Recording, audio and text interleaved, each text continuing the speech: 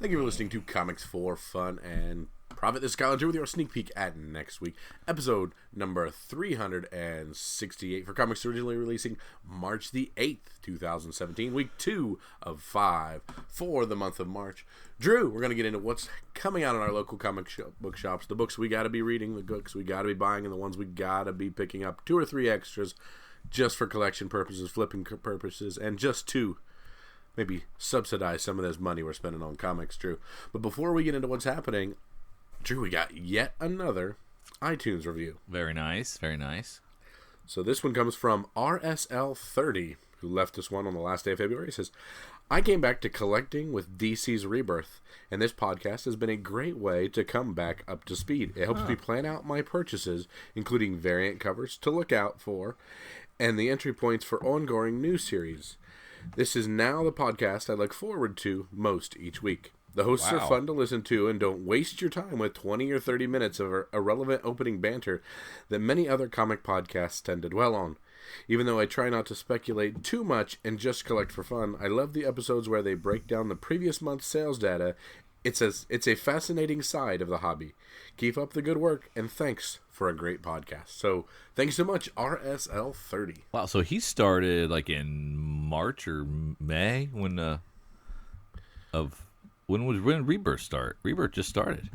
Yeah, Rebirth has been out for, we're on issue, of Batman and stuff like that. We're on issue, 18 or something? Yeah, like that? So welcome to this hobby, man. Or welcome back to this hobby. Did you say came back? Yes. Came back to comics. Yeah, that's very cool. So, Kyle and I also came back during the New 52 relaunch, so we feel it. We know what it is, what the draw was, and now we're cynical, frustrated comic fans. and it's not easy to come back to the world of comics. Comics is one of those things that has a large barrier to entry because of such the history it has.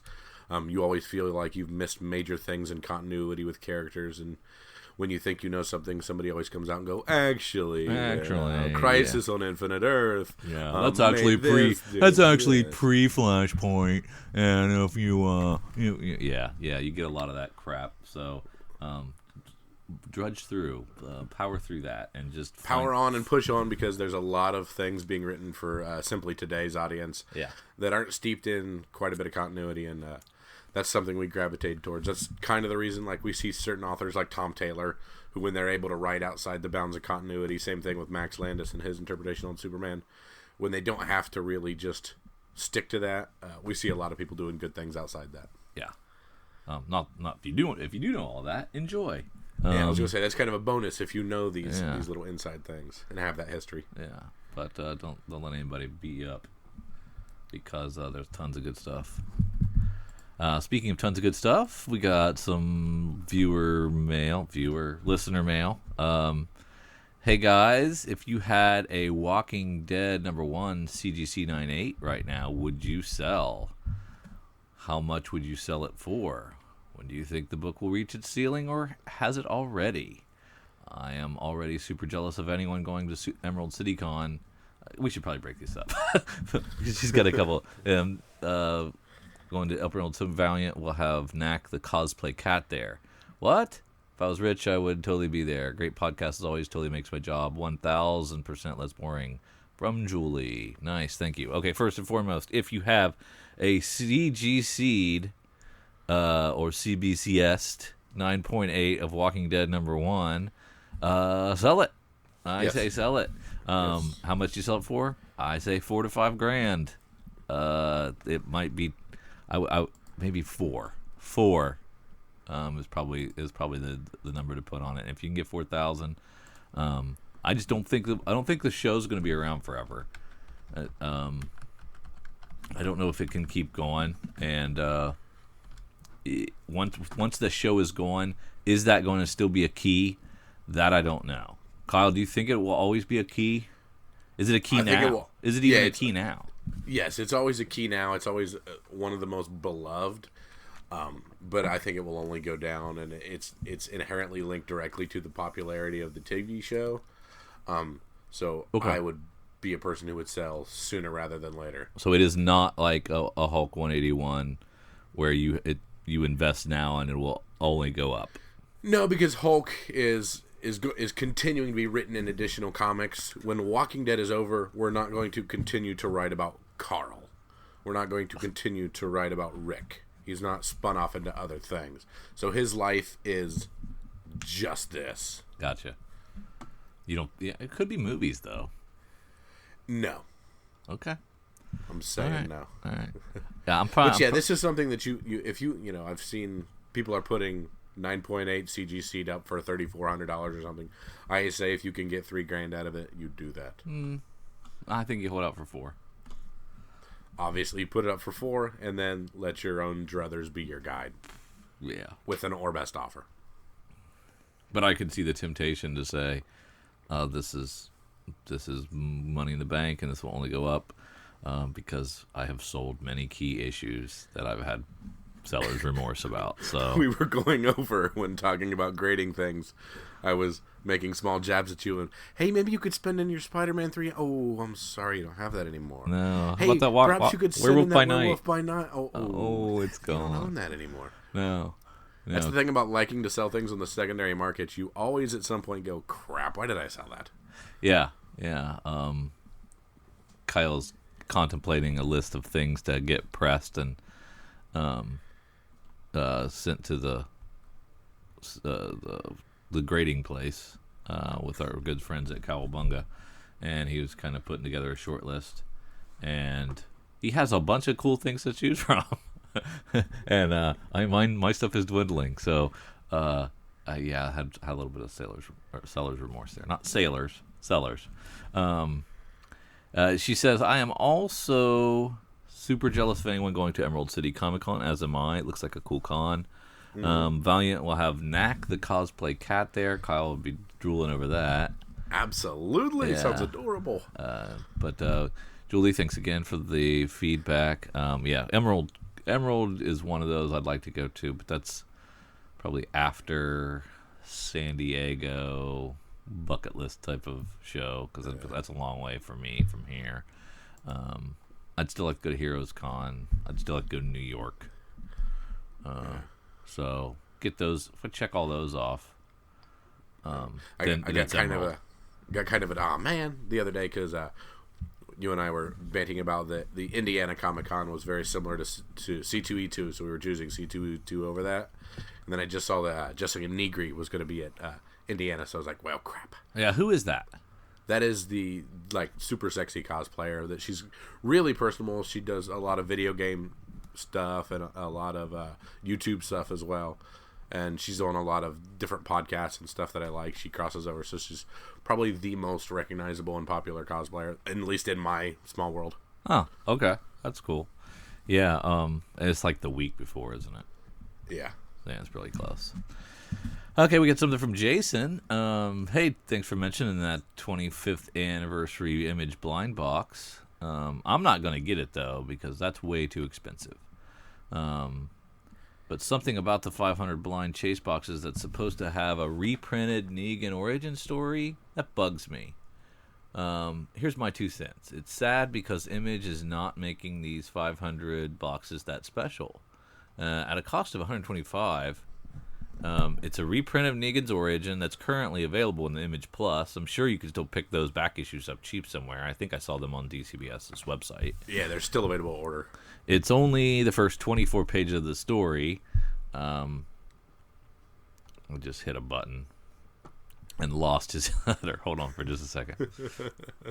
I know. Where was he at? Okay. It's only the first 24 pages of the story.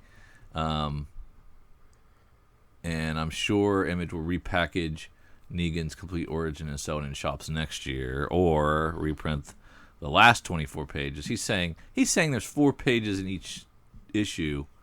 So if they're only, and there's 12 Image Plus issues, so that's 48. So if they're only giving you 24, you're only getting half the story that's in the Image Plus. Oh, I did not do the math. You did the math poorly last time. And so he's saying maybe the last 24 will be released in 2042 for their 50th anniversary. If I was one of the 500 people that only got this reprinted Negan story, with the other variants, I would not be impressed. To me, I would flip it. I would say, how much is this worth? Give me money, because it will make money, because it's very limited. I think what Image should have done was to try to make those boxes more special with random autographs, with a certificate from a writer or artist, or print that. He thinks they should have printed that Brian K. Vaughan Walking Dead Alien book from Panel Syndicate. Because that'd be the first time in print, and BK would if he ever shuts down that website for whatever reason, and then it goes to print. Well, we'd have the first printing. That'd be kind of cool. And he said, or have a creative team do an original story that's exclusive to the anniversary box, and that's what he would think would make it a little more special than it is. So I get it. I understand why you feel that way. Not everybody does. A lot of people are a little more jazzed about it. Michael Lamb was looking all over the place. All the retailers I've emailed have said they are out. Sent an email to DCBS. Hope I can buy one from them. It looks like there's a place to pre-order on eBay, but they want $275 for one box. Ugh. Jeez. Bob Seifert says, you better get that blind box for sure. Don't worry about the sticker shock. There's money to be made. You can buy them on Comic Exposure. I bought one last week for $125. Well, they're all sold out. So good on you, Bob, but I'm not going to be able to get that. So, but he thinks they're awesome. I didn't get one. There was another retailer, I can't remember who it was, that I emailed you, Kyle, about that had them for $199. Yep. I didn't pull the trigger on that one. Yep. And there are currently a couple blind boxes already on eBay. I saw one that someone had for $265 and accepted a best offer on. So I'm imagining they're going for over $200 on eBay already. Yeah. Are those unopened? So you don't even get to see what you got before you Correct. sell? This is a situation where like somebody's like, I got one coming, you want it? And they're like, yes, I do. Yeah. But other than that, nobody else has put one on, but I saw one that went, and the buy it now already sold. Well, let me hop on DCBS real quick. I don't think they didn't have it the other day. So I was going to say they didn't have it on the 3rd like they said they were going to. So let me see what they say right now. Blind box. Oh, there it is. $200. Yee. So they're marking it up too. And one per customer. Yee. That's a tough one. I don't know. Yeah. I don't know. We want it for $200? Yes, I do. That's it. You want it? No, I do want it. Am I willing to pay that? I'm not real sure. Yeah. I mean, I want it too, but I don't know. I was having trouble with the $125, so 200 is probably out for me. Yeah. Let's see. We've got Wolf saying, not talking about the blind box, but he is excited about Moon Girl being added to Future Fight video game. No idea what that is. It's a mobile game. Oh, okay. One of those free-to-play mobiles. Which I have a few of those free-to-play mobiles I like, but... He also says, big things in store for Low, according to Rick Remender. Yeah, that's awesome. Did you see that? No, I didn't. Low has also been optioned. We don't know what for, so we don't have a timetable necessarily on it. But it's been tapped for either a TV or movie or something like that. So Remender is just between Deadly Class and this, is got some stuff cycling like crazy. So that's what Wolf says. He says first Deadly Class, now Low. Oh my, book's on fire. Yeah, and like all the Low #1 stuff is still available for cheap. So we don't know what this is going to cycle into. If you think it's going to cycle into something cool, grab it now, because you can still get Low 1 for nothing. You can still get some of the weird like Forbidden Planet or Newberry variants and stuff for smaller prices if you want to try to snag those up. Yeah. So it just didn't click with people like it's 7 to Eternity has. Yeah, it's a great story though. I love it. All his image titles could play out on the big screen TV. Can you imagine Tokyo Ghost or 7 to Eternity? Wouldn't those be great? Tokyo Ghost might be a little bit more difficult, but yeah, that would be pretty rad. Yep. Let's see. Derek Royal from the Comics Alternative sent us an email. I was listening to 365. First and foremost, thanks for the shout out. Glad you guys listen to the Comics Alternative and share that with your listeners. You said that much of what we do is interviews. I don't know if I said that, Eric. I said you do interviews. You also do previews. You also do reviews. And you're right, we do Kentucky Mini. However, our interview series is separate from our regular weekly review show, which is the core of the Comics Alternative and comes out every Wednesday morning. You might also know that we have several monthly series, one devoted to manga, web comics, European comics, and comics for younger readers. Okay. Thanks for helping spread the word. Nice. Then he also says that we were making an argument that comic book collectors and speculators are in many ways the ones who really help prop up the comics in hard copy form, and that without the speculators, the publishers might be tempted to phase out print. Well, maybe. It all depends on what you mean by comics. Okay. If you're referring to the mainstream comic book industry, including not only the big two, but all the smaller and micro presses, then much of your argument might make sense. That's exactly what I was talking about. Yep, that was my thought. So he's talking about, okay, so he goes on about OGNs, so Fantagraphics and things like that. They're not sold, they're sold more outside the direct market. Yeah, we get that book scan numbers. We see the book scan numbers every once in a while. And, obviously trades and OGNs sell tons at Barnes & Nobles and Amazon and libraries and all those other customers. So, those are awesome. We love that.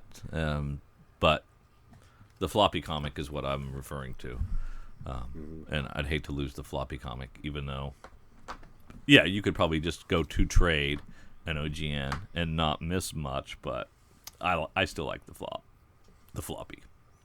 And the reason we like the floppy is not necessarily that it reads better or anything. It's we collect. Yeah, I mean, the spec market is part of the fun, but I mean, if that went away, I still like reading single issues. So he says, bottom line here is there's still a tendency in comics for divided attention. Those who are traditional comics readers or Wednesday warriors may ignore the trade or graphic novel market, or those with more into graphic novels to discount or undervalue mainstream market. I don't see that, but maybe it's true. On the Comics Alternative, we try to take all of these understandings into account, but it's frustrating at times how persistent this bifurcated understanding can be.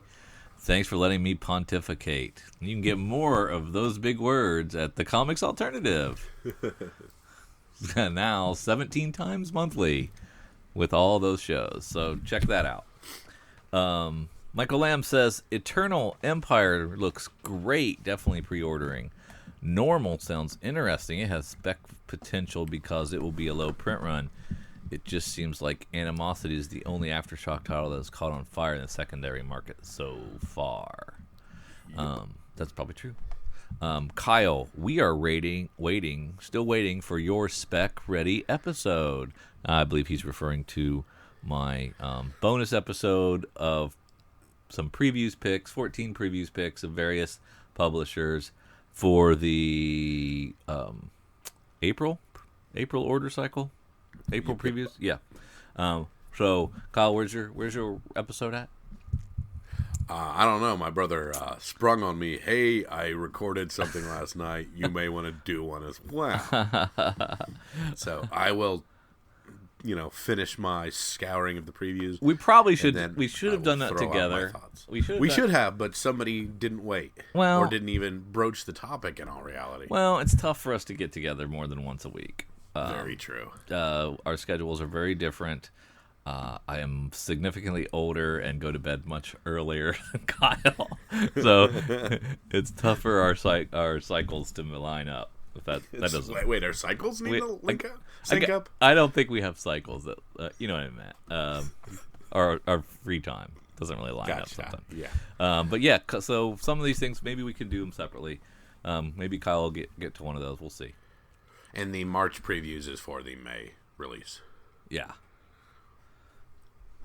Some of this stuff I pulled from our Facebook page comments, and I don't know what order they're in, so just bear with me here. I can't tell. It might be all backwards. Let's see. It is great radio right here. We were talking about... Well, people are still posting all their great Image 25th anniversary special variant covers that they're getting, rubbing it in our faces. Michael Lamb's doing that, and Eric over at Cowabunga said that the retailers weren't even aware of them until right before the final order cutoff date for the first round. So they had no time to think about it and get customer feedback on them or anything, which is annoying. Very. You'd think they'd be a lot more scarce than they are, though, because of that, but they seem to be everywhere. Yeah, but shout out to Eric. He hooked me up with some. I ended up with a Outcast from him, a God Country, and Revival. Yeah, nice. Michael says, Old Guard #1 was awesome. Rucka, master storyteller. Can't wait for this story to unfold. Ordered multiple copies, but it doesn't look like there's any heat on it yet. Even the 1 per store variants are down to $15. Yeah. That's a surprise. That is a surprise. Lots of...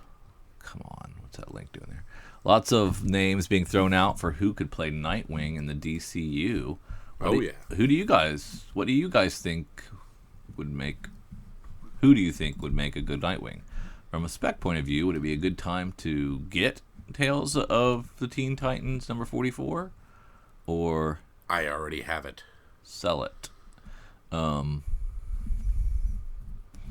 first of all, cool. Nightwing's going to be a movie. Who's the director, Kyle? Chris McKay, who we may know from Lego Batman, and a bunch of animated stuff. Very cool. Robot Chicken. As for who could play Nightwing, I don't know. Yeah, it depends, because you want to go young, I'm assuming, but I'm trying to figure out what age range they're going to go with this. Yeah, who's young enough that hasn't played a bunch of superheroes already? But I'm always a bigger fan of an unknown. I prefer an unknown, less popular entity to, it's Zac Efron, everybody, look. Yeah, I can see that.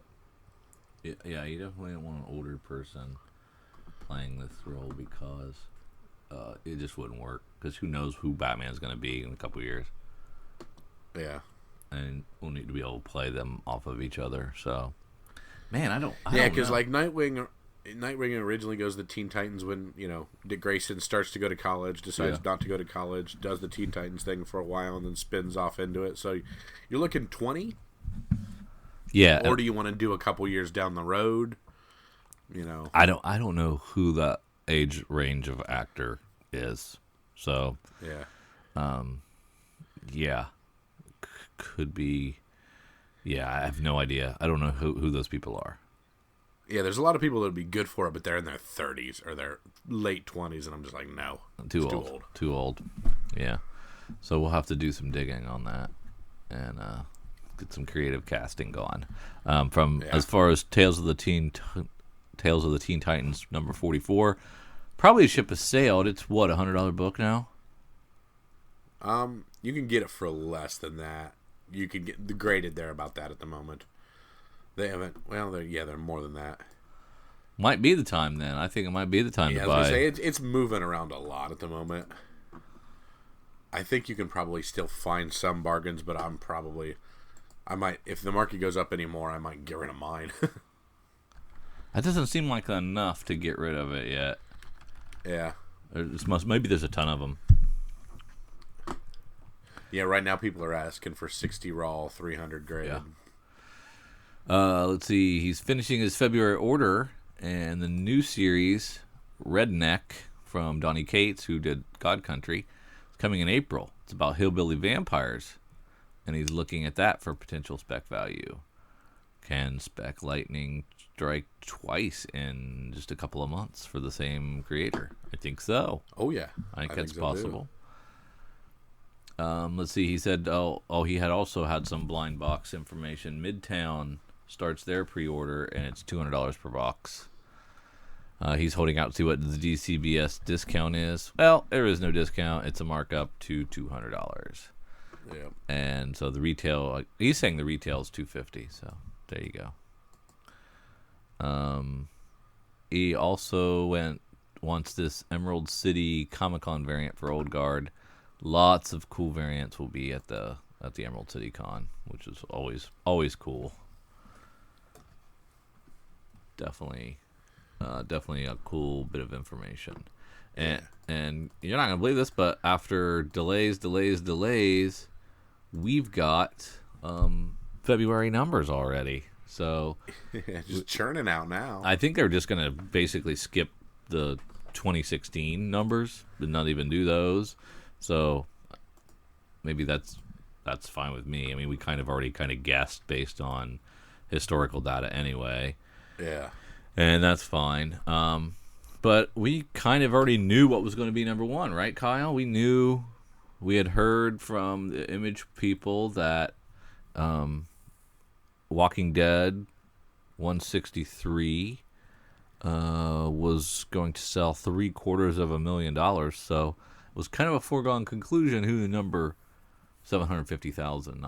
Did I say $1 million? No, units. 750,000 units. Yeah. And so it was kind of a foregone conclusion that this was going to be the number one book, at least to me, right? Uh-huh. Yep. And so I was very surprised when I see that Darth Maul number one is there and at the number one position, and there is no Walking Dead 163. And it turns out our good friends at Diamond, those geniuses over at Diamond, they've determined that if it's under a dollar, that's a promotional price point, and they're not going to report that as sales. But what they will report is they'll report free issues given by Marvel in overshipping. Those that cost $0. They'll count those. If you sell your comic for a nickel to the good folks at Loot Crate and sell $250,000 that way, well, they'll count those, but they're not going to count this promotion for some god-awful reason because Diamond has no consistency. They do what they want. They sometimes report things the same way. Sometimes they change their mind and do it differently. Ridiculous. I think this is stupid. It's like the Electoral College versus the popular vote or something. We know who really won, but here we got this stupid Darth Maul is number one when it's not even close. I believe we'll have to do a completely separate podcast where we talk about the constitutional republic that makes up our Electoral College based on your obscure rambling there, but we're not going to do that here. However, I do agree with you. Politics for fun and profit. Politics for nobody's fun and nobody's profit. Coming next week. But yeah, I completely agree with you that is borderline stupid to just be like, oh, they're we don't include that, but we include Loot Crate. Yeah. It is ridiculous, and there's no rhyme or reason for it. And I don't know. I mean, I guess it's okay. It's nice that they give us this little bit of information that they give us, but I just wish it was consistent, and I wish it was a little more transparent. It's disappointing when they do. But stuff. it's situations like this where we have a sneak issue on how many Walking Deads there are, so we know a ballpark for print run. We'll never have that for Outcast or Invincible or any of the old Red Sonjas or any of that stuff. We'll never know the print run. And see, I remember there being 25-cent Red Sonjas on the chart before, right? I thought so, but maybe not. I just think they just keep changing the rules in midstream. Anyway, we should probably talk about these numbers because no one else is upset as I am. So, year to date, units are selling well.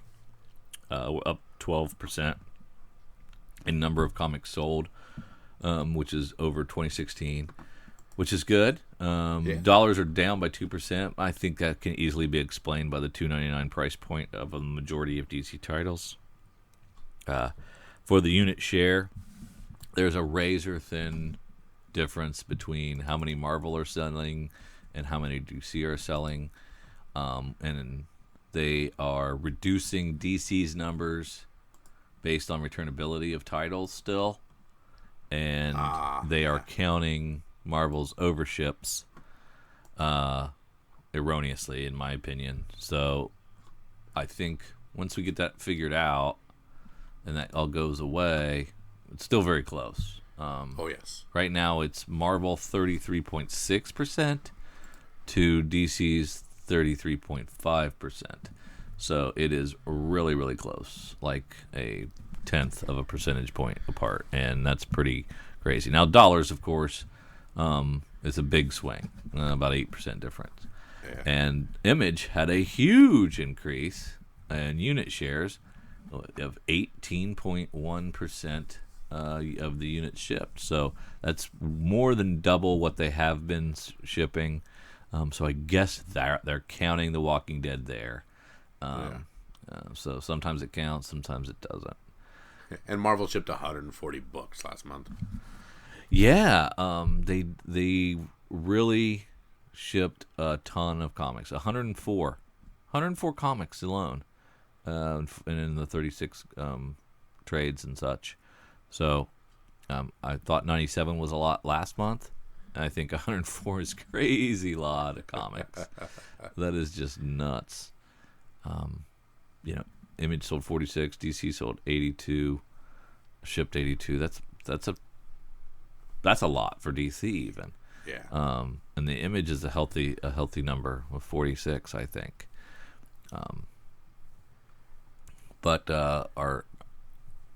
Let's look at who. So Darth Maul was number one. It's a $4.99 book. It was a surprise to me. I didn't think it would sell that well. Batman 16 and 17 come in at second and third place. Now, Drew, the question is, how many books do we have over 100,000 in sales? Well, you were right last month. I was. That's why I'm asking you this month. So I'm going to say those same the top three. I'm saying one. So you think both Batmans are under 100,000? No, I know one of them is dropping under. I know one of them will lose. I know Batman 16 or 17 will at least lose 3,000 books from 15. And I'm going to say both of them dip. So I'm going to say both of them are just under 100,000. So Star Wars Darth Maul is the only book over 100,000.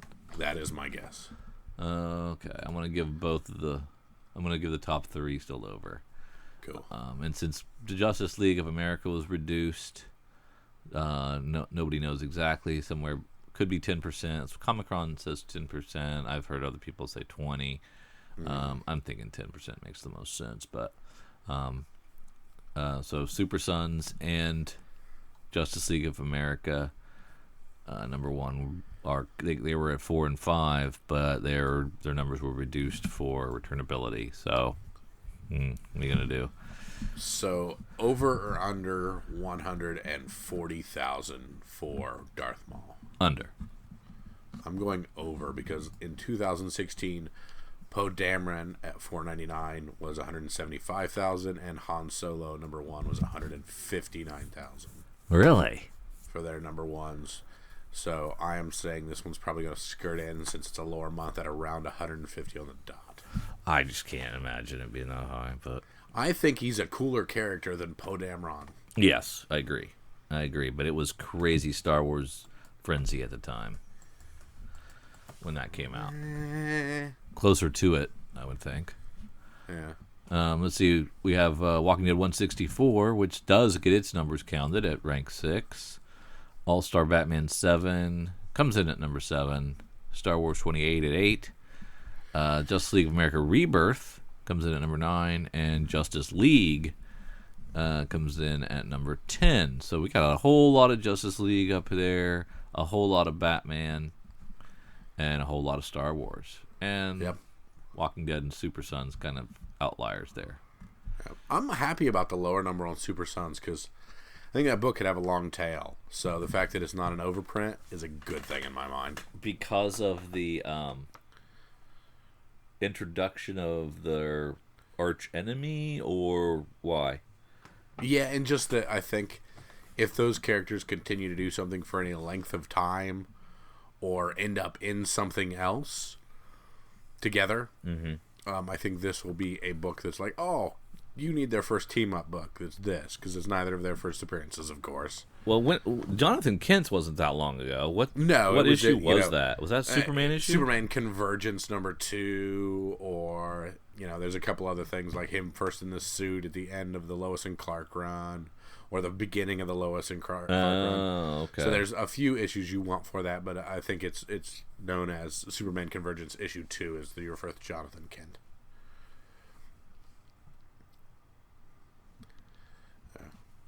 So yeah, it having a not overprint I think is kind of a good thing, and we'll keep those at least books that you should hold on to, because those were always books that I say you put in a short box and wait for years, and that continues to be the case. Yeah, you do say that. Yeah. All right, Drew. Anything else? Let's just take a quick look here. I do want the trade numbers are awesome. The graphic novel numbers are awesome. 7 to Eternity number 1. The number 1 graphic novel. That's awesome. Yeah, that is cool. So with no real secondary value or anything, people still want to read that book, and they're right. It's awesome. No secondary value? What do you mean?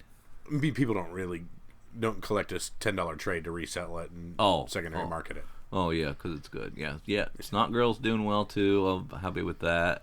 Yep. March. I still got to read March. I feel like I really dropped the ball not reading any of the March books yet. Outcast 4 looks good. Yep. Can't believe that many people bought a hardcover for Civil War 2. Yeah. Well, these aren't people. These are comic shops. That's true. Yeah, so they could be sitting there on the shelf, unsold. Yeah.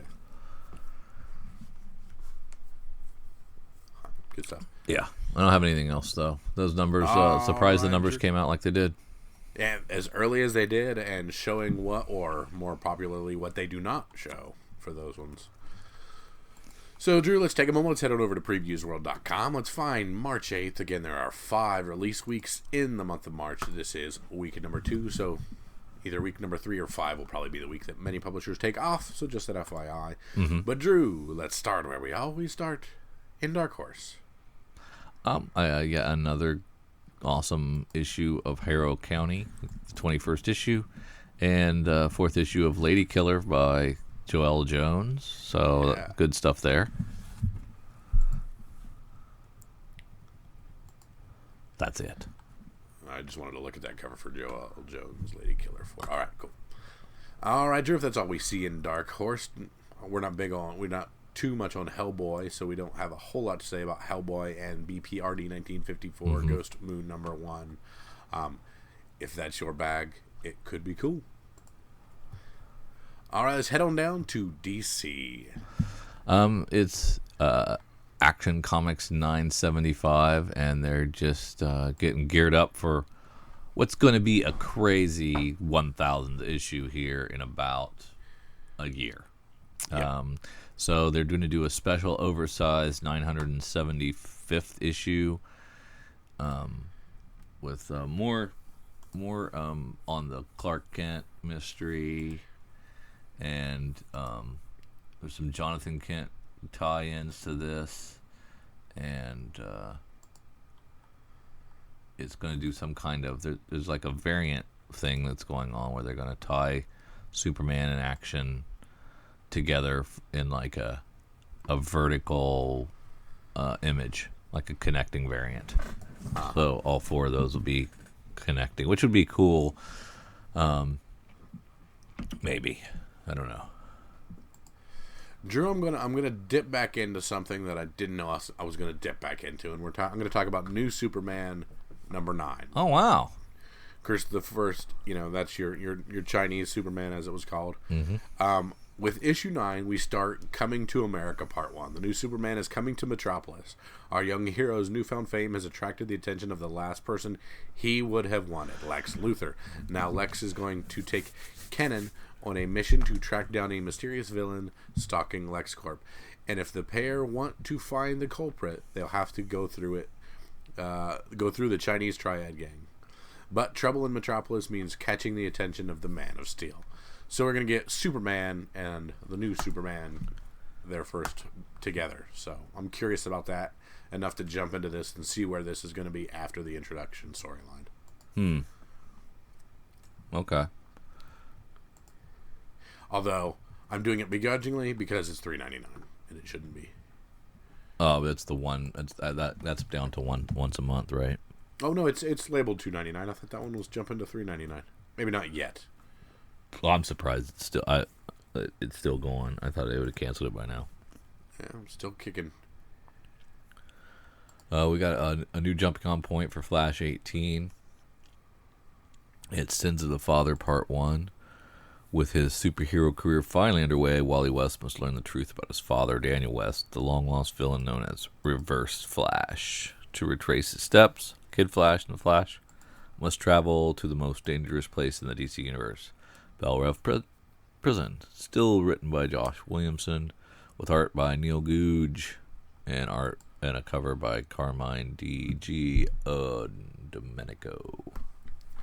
Man, I'm looking at our variant covers for all of these DC things, and aside from Jenny Frison on Wonder Woman, a lot of these cover Bs are nothing special. Very disappointed. Well, yeah, I guess. I mean, normally I'm finding some good ones. I'm finding a Cho Harley Quinn. I'm finding your one guy doing some good stuff in there. But nothing on this aside from the Frison. Which one's she doing? Oh, Wonder Woman. Oh, yeah, it's pretty nice. The End of Lost Boys, number 6 of 6 from Tim Seeley. I got to read these. Enjoy. I like Lost Boys. It was a good movie. Yeah, it was. I remember you leaving that VHS behind, and I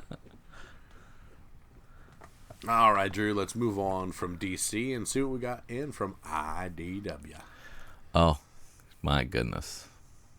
Your good friend D4VE, or Dave. Yeah. Are you reading Daveocracy? No, I'm not.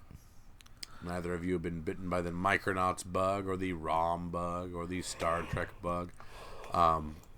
I got through 5 issues of TMNT Universe and enjoy it. So did you? Still planning on keeping up on that. Ooh, Metalhead 2.0 Part 2. I know Metalhead because myself and my son watch the Nickelodeon TMNT, and he's one of our favorite characters. So that should be fun. Okay. But I got nothing else. I got nothing else. All right, Drew, let's head on down to Image. How is Copperhead only on issue 11? I believe we've taken a year off at some point. Wow. It's a new story arc written by Jay Faerber, Drew Moss on art, and Scott Godlewski. Copperhead returns with a new artist, Drew Moss. I can't remember who the old one was. Sheriff Clara Bronson's past and present collide as an old friend arrives in town while Clara investigates the murder of Copperhead's mayor. Find out why Brian K. Vaughan called this his favorite new comic. And I believe he said that on issue 1, not issue 11. Yeah. So, hey, Copperhead was good, and I had forgotten about it completely. No? And it's good to have it back. So if you've also forgot about it, don't forget about it. Go in there and pick that up. So Copperhead, let me see if I can remember Copperhead. So we have a sheriff Yes. gone to a planet Yes. that is in a post-war environment where there is racial tension between people and other alien races involved in said war. And then trying to move on with their lives while still dealing with that racial tension in the war, in the post-war environment. Maybe. That doesn't... I don't know, maybe. There's basically like a crime that's been committed, and it was committed by this family of aliens that live together, most of which are dead, and the mother was the only one that was still alive. Yeah, that was our first storyline. I mean, was that just arc one? That was just the first 3 issues, I think. Was the hillbilly green alien bug and who done it? Oh, I thought that was the whole first 2 arcs. No. Oh. We have 4 covers for Low 16. We of course talked about Low. We have cover A, cover B, cover C, and the Women's History Month charity variant cover D. So what do we think of these Women's History Month charity covers? Should we be going big? They're a similar thing where I don't think they were very easy to order, similar to our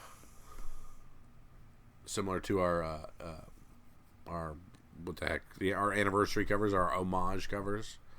But they seem to be, nobody cares as much as we think. But I think they're cool. If you can get them, get them. Okay.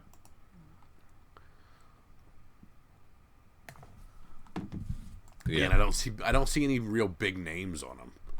Yeah, I'm not really sure the theme is really being carried out. I was kind of about to say the same thing. Yeah, I don't see the theme in there. I guess they're just picking one of the variant covers they would have had anyway and saying this is the Women's History Month charity variant, which is fine. Another Wick Div for number 27. Still reading this book. It's really pretty. I really don't know what's going on, but that's okay. A ringing endorsement from Comics for Fun and Profit. Read it. The colors are pretty. Pretty colors. Don't know what's going on. There's your boy for Green Valley, your Max Landis. Yeah, 6 of 9. Man, I want more than 9 of these. This is just a wacky goofball type of. Oh, come on! This is not wacky goofball. This is. There's a time machine being prepared in the last issue. They got shock collar dinosaurs running around. So you're telling me if you had access to a time machine, you wouldn't go get yourself a velociraptor for protection? That's the first thing I would do. It doesn't make a lot of sense. True. It doesn't make a lot of sense, and the characters that we really liked at the beginning, the Knights of Calodia, they're dwindling, and they're been pushed off to the side for this plot, this wacky plot, and it's losing its heart. Not at all. Each issue is more riveting than the last, and I cannot wait. Yeah, it says the man who has 3 runs of this, so he's propping it up. Take everything I say with a grain of salt because I speculate on some additional things, and I enjoy Max Landis' work, but it's good. And every single issue goes to a second print, so suck it, Drew. Look at that cover on Low 16, man. Which of the 4? I was just A. Just A looks good. With yeah, big A is my favorite. Yep, yeah, absolutely. That's really nice. Man. Greg Tashini knows what's up. Yeah, he does. You reading Motor Crush at all? Read the first one. Thought, that's pretty cool, and never went back. Yeah, I'm still reading it, but I get that completely. And if you're buying those, I always go Babstar because I like Babstar. So even though there is a women's charity, it seems cover A rules the day on both Low and Motor Crush. And Wicked and Divide. I kind of enjoyed the Planetoid Praxis. Didn't realize it was a sequel to something, but I enjoyed it anyway. It was really accessible to me, so I'm going to keep reading this. Didn't also realize it was a mini. Very cool. But it's pretty good issue. If it's laying around somewhere, you should pick it up. It's pretty good. Snap it up and give it a read. All right, Drew, we've finished with everything Image has for us. Let's head on down to Marvel. All new Wolverine 18, of course written by my boy Tom Taylor. Enemy of the State, Part 2 concludes. With her allies at her back, Wolverine will face off against her oldest enemy one last time. It's Laura versus Kimura, and only one will walk away. Guest starring Angel, Gambit, Nick Fury, and more. Wow, the IVX number 6 is actually the last issue, and they haven't. It looks like it's kind of on time. You know how we know it's the last issue? And it's not. It doesn't say they charged an extra $1. They did. It didn't. They didn't add another one, and so now it's 6 or 7. Yeah. So that's good. They're learning. I think maybe. Jessica Jones has been good. I really enjoy this. This has been a really good series, and it's got a cool Marquez variant as well. Gwenpool's fun. Gwenpool 13 looks really fun. Gwen's been thrown by Arcade into a world of fantasy role-playing. It's swords and sorcery Gwenpool style. Watch out or this LARP is going to become a DARP. Alright, that didn't sell it at all, but I'm telling you it's fun. So why is the variant issue a December book and the regular cover a January book? It's a great question. You don't know. I don't know either. It's interesting. Another issue of Kingpin by our boy Matthew Rosenberg. Who kind of wish he'd spend a little more time on 4 Kids in a Bank, but walk into a bank. But I get it. I'm getting paid over at Marvel, so gotta do that. That's right. And Drew, I want to talk about Man-Thing number 1. I figured you might. You know why I want to talk about Man-Thing number 1? Because you like the Goosebumps when you were a kid. Because I loved the Goosebumps, man. Yeah. That hit right on my timeline. R.L. Stine, so good. And R.L. Stine is writing Man-Thing, and we have a mature title by R.L. Stine. I think that's awesome. Not only does he get to reboot this, write it his way, he gets, I think it's 5 issues in this series, but he gets to push whatever boundaries he wants because it gets that parental advisory on it. So I am stoked. I'm going to read it. I'm buying it. I pre-ordered it. I don't remember any ever reading a Goosebumps ever, but I was not my era. So you were in college when they hit. I was in high school. Yeah. I was in grade school. Yeah, something like that. So, yeah. So it looks cool, and let's go with thumbs way up for this because this could be big, right? I think so. I think it'll be cool, man. At the very least, it should be a good read. So this is an excited Marvel book for me. So take that and run with it. And it's got Tyler Crook cover. That's cool. He's my boy from Harrow County. Oh, very nice. Anything else from our good folks at Marvel? Old Man Logan 19. Prison Break with Old Man Logan. Star Wars Dr. Aphra is on issue 5 already. I thought it was longer, actually. All right, and are you reading Silver Surfer? I don't think so. I believe. Let me try to find that post of the. There's a handful of Marvel titles that are canceled, or that are just not in the solicitation blurbs for the next go round of previews. And let me see if I can find that list real quick. Yeah, because Silver Surfer here is on issue 9, and it's starting a new thread. Yeah. In recent months, this is from Comics Alliance. In recent months, Marvel has taken to quietly letting canceled series end. rather than announce it ahead of time with a final issue solicitation. With that in mind, it's worth paying attention to what isn't in the solicitations, and this month there are quite a few titles without new issues, including Patsy Walker, Hellcat, Black Panther, World of Wakanda, Great Lakes Avengers, Silk, Silver Surfer, Silver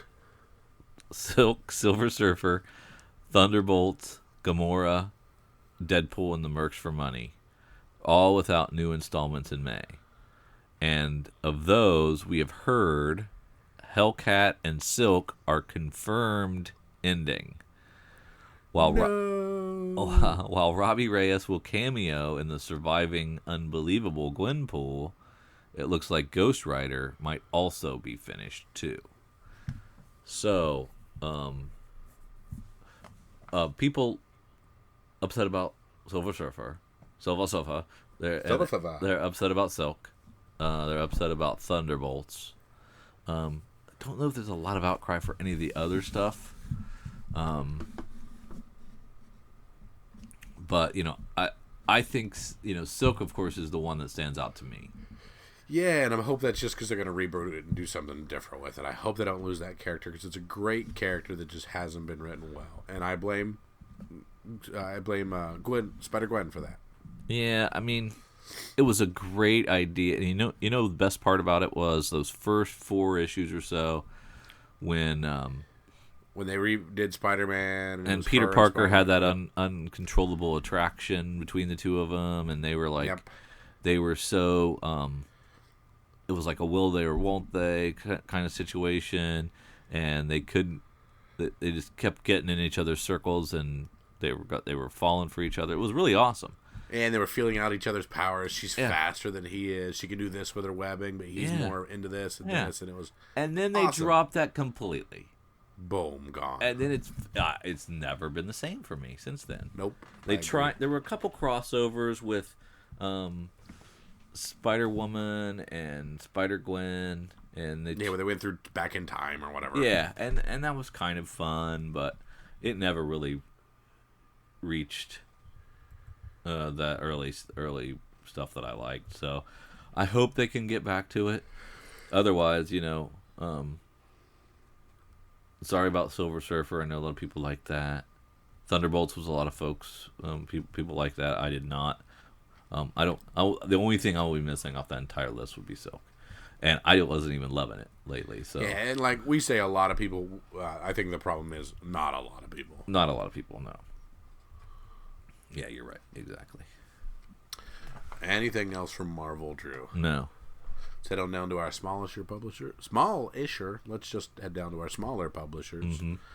Our Onis, our Black Masks, our Dynamic Forces, our Dynamites, all those others. Were you also in high school during the show Charmed when it was on the CW? Were you a big fan of those witches? I believe you know that we did not have television when I was in high school. So anything that was on TV, I did not watch. Yes. Well, it was the cable show, I think. I think it was like CW or WB or one of those before they merged. Yeah. A long time ago. I don't remember exactly. But I remember having... I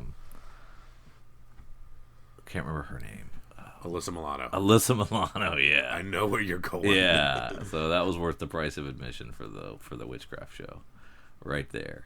And I think this is a licensed property, and those things are normally hit or miss. So, what do you think?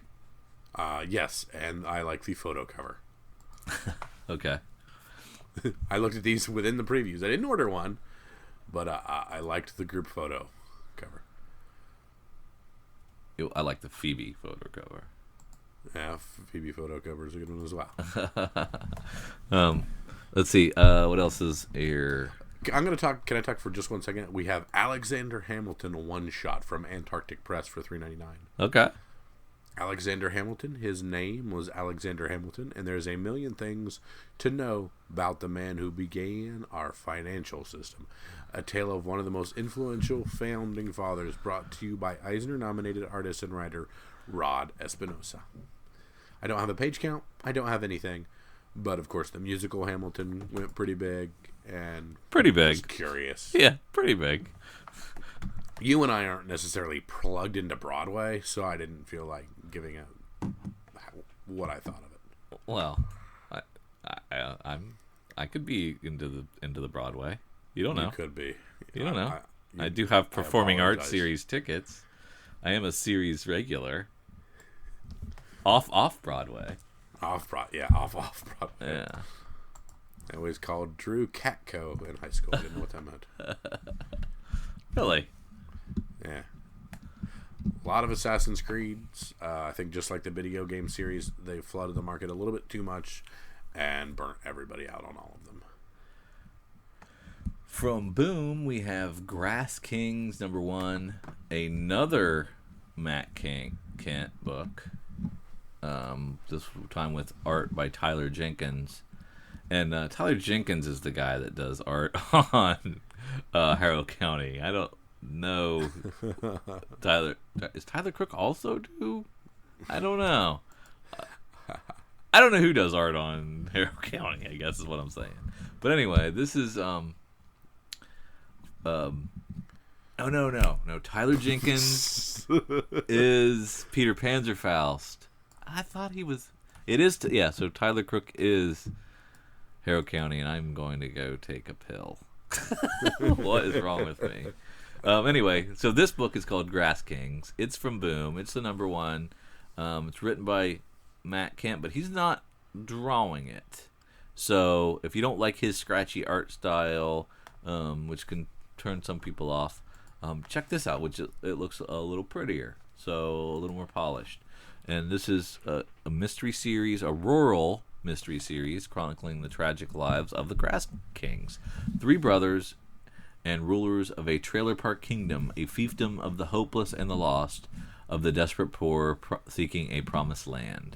Eldest brother Robert leads a grief-stricken life, having lost his daughter to a tragic accident, followed by his wife disappearing one morning, never to return. With an enigmatic Jesus. Where's Derek from Comics Alternative to pronounce these for me? A young woman named Maria flees to their community in search of safe haven. Robert takes her in. Will his decision lead to ruin and retribution, dooming the kingdom? Perfect for fans of True Detective Season 1 or Scalped. 2 good name drops right there. This is a prestige. I love how they just say Season 1 of True Detective. Like Season 2 didn't exist. Yeah. It's in the prestige format. It's oversized. It's 30 pages of story. It's $3.99. What's not to love? This is going to be good and exciting, and I am psyched about it. Although it could be a bit of a downer. So if you watched Manchester by the Sea and thought it was a real peppy show, you might like this, because this one looks like it could be kind of depressing. There is an incentive variant for it. If you see it, get it. No questions asked. Oh yeah. You know who drew it? Fiona. What? Yeah. Is it a 1 in 10? It just says FOC incentive Staples variant. Oh. Yep, there it is. I see it now. Oh, it's beautiful. It's beautiful cover. Looks like the guy from Saga, but The guy. Give me his name. Marco. There we go. Just checking. Marco Polo. Ew. Something like that.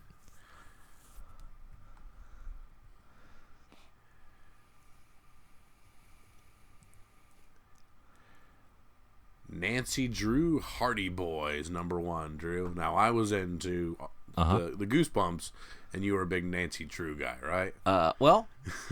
When I ran out of Hardy Boys to read, because I was a big Hardy Boys fan, Okay. when I read all of those, I would go to Nancy Drew books. There you go. They were not my first choice, because, I was a man's man. But Ooh, buddy. I did read them. So them together sounds awesome. They're going to do a little noiring it up, so making it a little more hard-edged. This is from Dynamite, written by Anthony Del Cole, with art by Werther del Adera and a cover by Faye Dalton. The Big Lie is a Nancy Drew and Hardy Boys mystery unlike any other you've ever seen. When teenage brothers Frank and Joe are accused of the murder of their father, a detective in the small resort town of Bayport, they must team up with the femme fatale Nancy Drew to prove their innocence and find the real guilty party in the process. In a twisting, hard-boiled tale complete with double crosses, deceit, and dames. So it's inspired by Ed Brubaker's Fatale and Darwin Cook's Parker, and so this could be really cool. It's going to bring the iconic teen detectives into the modern age and redefine noir for a new generation of readers. That new generation that's never heard of the Hardy Boys, unfortunately. So hopefully we like it. We old people like it, because I'm not sure how many Hardy Boy readers are around right now. But I'm psyched about this. I think this will be fun. And I'm on board.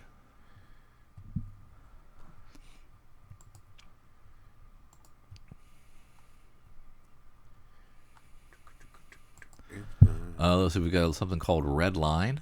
This is a Oni Press book written by Neil Holman with art by Clayton McCormick and Kelly Fitzpatrick.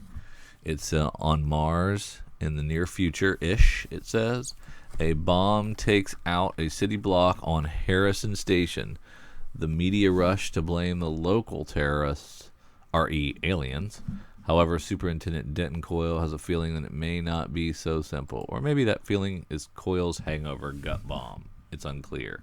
Like a 50-50 shot, it's a mistake or explosive diarrhea. Maybe it's both. In other words, it's another Tuesday on Mars. So it's a $3.99 book from Oni. I like my Oni number ones to be $1. Yeah. To get me to try them. I don't. This could be okay, but I'm not sold by the solicit. I'll tell you that. How about you? Are you excited about it? No, like I said, it seems like a familiar storyline. Yeah. Art, but yeah, not really. There's been a few Mars set things lately, and they are kind of blurring together. Yeah. We have Pussycats, Sex, Drugs, and Impossible #1 from eComics by Vince Bruzio and Ivanka Strelichova with art by Randall Lloyd. We got these sexy covers and other things. The only reason I mention that is because our Cowgirl Kathy cover is already sold out on Midtown. What is Cowgirl? Who is it? Cover the first cover on there is the Cowgirl Kathy cover. It's already sold out online in a few places, so it will be hard to find. Gotcha. Mother Superior seems to still be available. From Titan Comics, it's Sky Doll Sudra, written by Alessandro Barbucci and Barbara Canepa, with cover art by Barbara Canepa and art by Alessandro Barbucci. Noah and her band of followers have settled on the beautiful planet of Peace, Sudra, where religions and people coexist in harmony. As Noah secretly plays at being a priestess, she begins to learn things about Sudra that suggest it's not what it seems. I've really been enjoying a lot of their hard-boiled crime novel or based noir comics, and I don't know if this is going to kind of play off that. It seems a little more sci-fi, but I've been liking their stuff so much that I'm definitely going to give this a try. Cool. So it's Sky Doll Sudra #1 from Titan.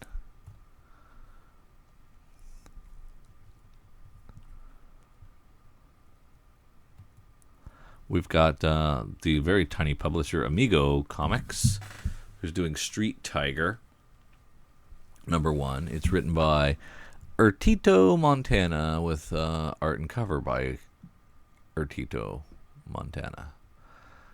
Nam City is a dangerous place, and now it is even more. Members of different criminal organizations are being found dead. The police fear a gang war, but rumors are spreading about one man waging a solo war against crime. A man with a bike helmet, a leather jacket, and the symbol of a tiger. A hectic ride that would take you to the 80s exploitation movies. Amigos get some cool stuff. but it's I don't know if it's the art style that is as polished as what some folks like. So know that going in. Sometimes the art's black and white. Sometimes it's the lines aren't fully detailed and stuff. So I like it, but it can be a different taste for folks. And I don't think they have preview pages on this one.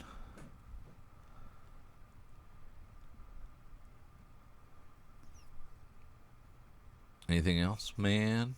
That seems to be it. Sorry, I was looking at secondary market stuff for Grass King's Fiona. Drew, this is the part of our podcast where I say, what is your one book to get if you're going to go into your comic book shop and get just one book for speculation purposes? Drew, what is that one book? I'm really psyched about the Hardy Boys book. So I'd probably lean toward that one. Very nice. What cover? Oh. Was there multiple? There was. There still are. That's under N, right? Let me double check. Yeah, look at that. Dalton, Vicenzi. Well, I can't get the incentive. So let's say I got to go with the Kyle's cover A philosophy. There you go. Cannot go wrong. Drew, I'm obviously going Grass Kings. Big fan of that Fiona cover if you can get it. Yeah. Pick it up. If not, though, the A is fine. Yeah, I have the A already on pre-order. Pick that up. And I'm like I said, I'm going to seek out that Fiona cover as well. Don't forget Man-Thing. Exactly. Absolutely. Man-Thing, number 1, our good boy R.L. Stine. I think there's some additional covers for that as well. I'm going to look at those real quick to see if there's a cover of that I really think I need to seek out on that one as well. Yeah. Drew, if you want to go into new printings and variants and talk about some second print stuff, I'm going to look for that Man-Thing. What am I doing? Going up to new releases, when it drops down, you're going to hit new printings and variants and yeah. look at a couple second printing things because there's a few things that pop out in my mind. Well, yeah, DC's doing a couple of Dark Knight Master Race third printings for issue 2 and 3. Commandy Challenge, which didn't sell a lot of copies, but I really like that first issue. It's going into its second printing and will be out on the 22nd. Super Sons number 1, which is of interest to all of us. Of course, we love that. It's going into a second printing and is available on the 22nd. DC's, I don't have an image for it, so I don't know what they're going to do, if they're just going to change the coloring or they're actually going to do a different one or not. Image has a third printing of Curse Words number 1 and a second printing of Curse Words number 2. They have a second printing of Extremity number 1 that looks very similar to the last one, the actual first edition, first printing. Unfortunately, it doesn't look like it changed any. Few number 1 is going in its third printing. Few number 2 is going in its second printing. God Country number 1 is on its third. God Country number 2 is on its second. We've got a second printing of Green Valley number 5 and a second printing of Old Guard number 1. Yeah. The Old Guard looked intriguing, but it's just a red version of the same standard cover. So none of those, I think, are ones that we need to necessarily run out and get. Yeah, Extremity's even the same as well. Champions continues to sell through and go back. So issue 4 and 5 are both going back for a second printing, which is interesting. Now, the interesting thing about the Dollface number 1 second printing is it's actually going to do a combination of Dollface 1 and 2 in that printing. That's cool. So it's very much like the Why the Last Man, which did a 1 and a 2 reprint for its second printing. So if you didn't get this, you can get them both now at the same time for the one price of $4.99, which I think is very cool. And the first 2 issues were really good, so I like those a lot. Yeah, and Black Masked with both Dregs and New Terrorists having a couple things go into second print within 2 months of each other, so that's good. On the Man Thing, there was a Francavilla cover, and then there's actually a pretty cool action figure variant. And I forgot that this month is the month I went all out with Marvel on the Venomized covers. Did you? Yeah. So each Marvel, there was 25 or some of them that each have a Venomized cover, which is whoever it is becoming Venom. So if those hit, I will be happy on that one. Anything else, Drew? Nope, that'll do it. All right, well, thank you for listening to Comics for Fun and Profit. Thank you for tagging along with Drew and myself. We, of course, invite you to follow us on Twitters at Comics Fun Profit. We are also on Facebook at Comics for Fun and Profit, and comicsfunprofit.com is the hub for all of that on the World Wide Web. We also have a Gmail. Feel free to drop us a line and say, Drew, Kyle, you absolutely missed this book this week, and you should not have, and here's why. Or you say, Kyle, who cares about R.L. Stine? That's old stuff. He's not a comic book writer. Nobody cares. Or older stuff. Let us know. Hardy Boys. Exactly. Or even older than that, Hardy Boys. Let us know. Drop us a line. Become part of the podcast. We'll read you at the beginning. We'll talk about your issues and see if they align with things that we just didn't think of. Of course, if you're listening to us on iTunes, drop us a 5-star review. It does help us slowly climb to the top of the podcasting ranks. So we thank you guys so much for that. So for Drew and for Kyle, see ya.